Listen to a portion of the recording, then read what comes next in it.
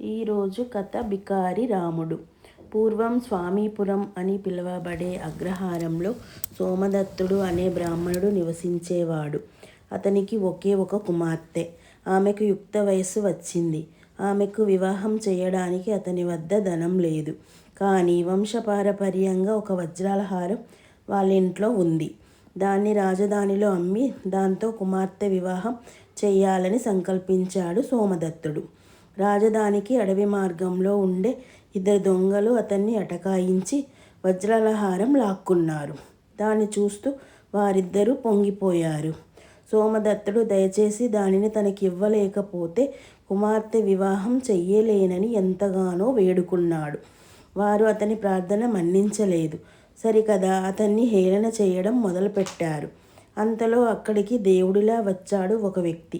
క్షణంలో ఆ ఇద్దరి దొంగలను మట్టి కరిపించి ఆ వజ్రాల హారం తీసి సోమదత్తుడికి అప్పగించాడు. చూడ్డానికి ముష్టివాడిలా కనిపిస్తూనే అతని బలానికి ఆశ్చర్యపడుతూ సోమదత్తుడు, అయ్యా మీరెవరు అని ప్రశ్నించాడు. నేను బికారిని, పేరు రాముడు, అడుక్కుంటూ ఉంటాను. ఇంత విలువైన హారంతో ఒంటరిగా వెళుతున్నారేం సామి, నడవండి, మీకు తోడుగా నేను వస్తాను అన్నాడు.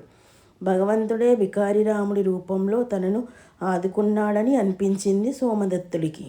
నిర్భయంగా అతనికి కృతజ్ఞతలు చెప్పి ఆ హారం అమ్మితే వచ్చే డబ్బులో కొద్ది శాతం ఇస్తానని చెప్పాడు.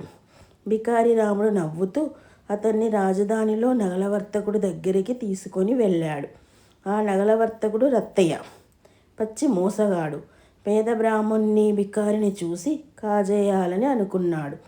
హారాన్ని పరీక్షిస్తాను అంటూ లోపలికి తీసుకెళ్ళి అలాంటి నకిలీ హారాన్ని తెచ్చిచ్చి, నకిలీ హారాన్ని తెచ్చి అమ్మబోతారా అంటూ వారి మీదికి వస్తాదుల్ని పంపాడు. బికారి రాముడు వారికి అందలేదు, పారిపోయాడు. అతని వస్తాదులు సోమదత్తుని రాజభటులకి అప్పగించారు.